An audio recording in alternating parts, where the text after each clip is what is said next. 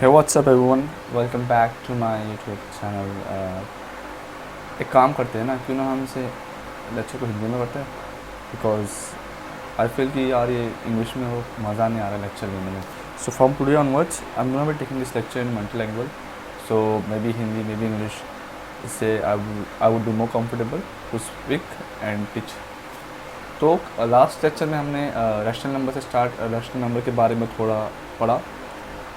तो आज हम उसके दूसरे भाई इरेशनल नंबर्स के बारे में जानेंगे कि आखिर में इरेशनल नंबर्स होते क्या है एंड उनकी स्पेशल कैरेक्टरिस्टिक्स क्या है. तो बेसिकली इरेशनल नंबर्स वो नंबर्स है जो रैशनल नंबर्स नहीं होते हैं. सो हमने जाना था कि सबसे टॉप पे होते हैं रियल नंबर्स. रियल नंबर के दो बेटे हैं, एक है रैशनल, एक है इरेशनल. एंड रैशनल के भी बेटे हैं जिसके है अंदर इंटीजर्स आते हैं, और इंटीजर्स के अंदर हमारे आते हैं होल नंबर और नेचुरल नंबर. तो इस तरीके से होता है. तो अगर नंबर लाइन पे कोई नंबर अगर रैशनल नहीं है, सपोज ये नंबर रैशनल नहीं है, तो ये बाय डिफ़ॉल्ट क्या हो जाएगा, इरेशनल नंबर. आइए इसका डेफिनेशन हम एक फॉर्म करते हैं. तो हम इरेशनल नंबर्स को वो नंबर बोल सकते हैं जिनको हम p बाई क्यू के फॉर्म में नहीं रिप्रेजेंट कर सकते. तो अगर हम किसी नंबर को, लेट्स सपोज s है, अगर हम उसको इस फॉर्म में नहीं रिप्रेजेंट कर सकते हैं p बाई क्यू के, तो वो s क्या रहेगा, s would be irrational number. आइए एग्जांपल लेते हैं √2 का, जो क्लासिकल एग्जांपल है. तो √2 की जो वैल्यू है उसको हम लोग ना p बाई क्यू के फॉर्म में नहीं रिप्रेजेंट कर सकते. इसके लिए √2 जो है, जो हमने लास्ट लेक्चर में देखा था कि फैक्ट में कि हिपैकस ने कैसा √2 को प्रूफ किया था कि √2 को हम लोग इस फ्रैक्शन में नहीं लिख सकते. इसके वजह से √2 जो है वो इरेशनल नंबर कहा गया. तो ये एक एग्जांपल है. उसके अलावा √3 हो गया, √5 हो गया. फिर पाई जो है बहुत ही क्लासिकल एग्जांपल है, उसको भी हम लोग लाइक फ्रैक्शंस में नहीं लिख सकते. तो ये कुछ एग्जांपल्स है जहाँ पे ये जो है हमारे इरेशनल नंबर के एग्जांपल्स हैं. आगे बढ़ते हैं हम. तो अभी आप कहोगे सर कि रियल नंबर्स को हम लोग जानते हैं, रैशनल नंबर्स को हम लोग प्लॉट कर सकते हैं रियल नंबर लाइन पे, बट इरेशनल नंबर्स को हम नंबर लाइन पे कैसे रिप्रेजेंट करें, कैसे प्लॉट करें, वो हमें जानना है. तो एज़ यूजुअल मैंने नंबर लाइन ले ली है. तो ये नंबर लाइन पे हम अब इस केस में हम एक एग्जांपल लेंगे. हम एक स्क्वायर एज्यूम करते हैं, ठीक है, और वो स्क्वायर की साइड हम एज्यूम करते हैं कि वो स्क्वायर इसकी साइड है 1 सेंटीमीटर, ये 1 सेंटीमीटर तो इसकी साइड सेम है 1 सेंटीमीटर, सॉरी. तो अगर हम पाइथागोरस थ्योरम अप्लाई करते हैं यहाँ पे, तो हम इसकी हाइपोटेनस को फाइंड कर सकते हैं पाइथागोरस थ्योरम से. जिसकी वैल्यू जो आती है वो आएगी रूट, आपको याद होगा A square plus B square is equal to C square. ये हमारा पाइथागोरस थ्योरम था, ठीक है. तो हाँ, तो ये हो गया. अब इसके बाद हम क्या करेंगे, हम ये स्क्वायर को उठा के हम उसको ये रियल लाइन पे रख देंगे. अब हमने इसको पे रख दिया. ये है हमारा 1 सेंटीमीटर, ये है हमारा 1 सेंटीमीटर, और ये हमारा रूट.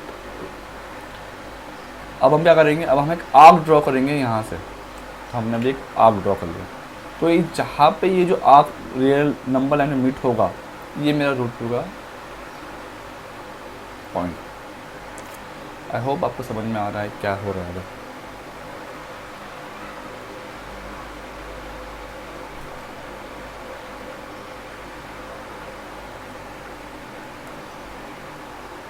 तो मैंने बेटर अंडरस्टैंडिंग के लिए √2 को अगर मुझे कैसे भी करके प्लॉट करना है नंबर लाइन पे, तो मैं इस तरीके से इसको प्लॉट कर सकता हूँ.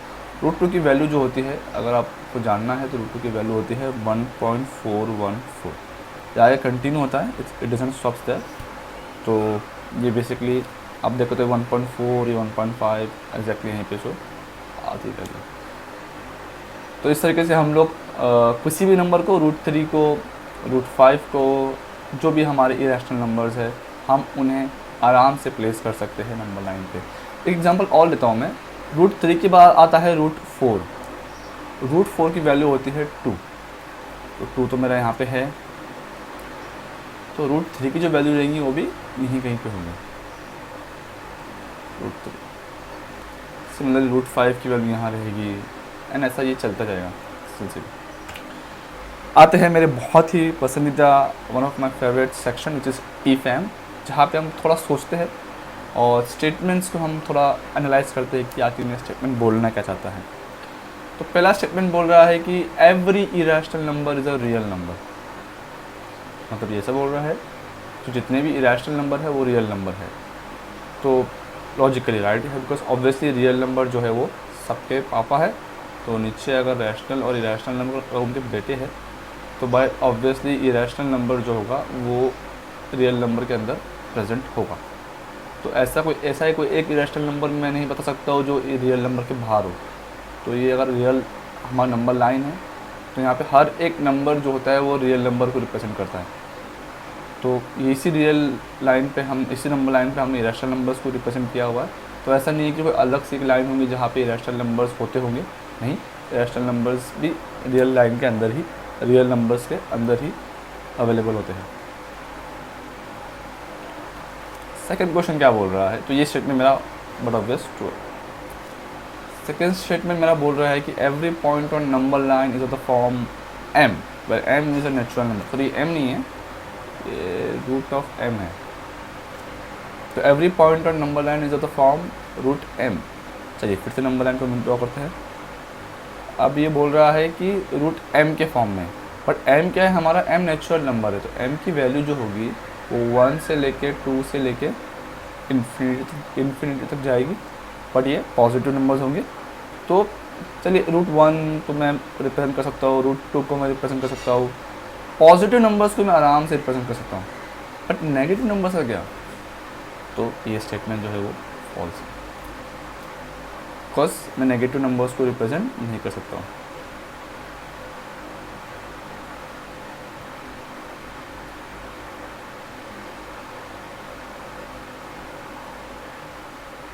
ठीक है, अब आते हैं लास्ट स्टेटमेंट पे, every real number is a irrational number. अब यहाँ पे ये कुछ गलत बोल रहा है। अब ये गलत क्यों बोल रहा है?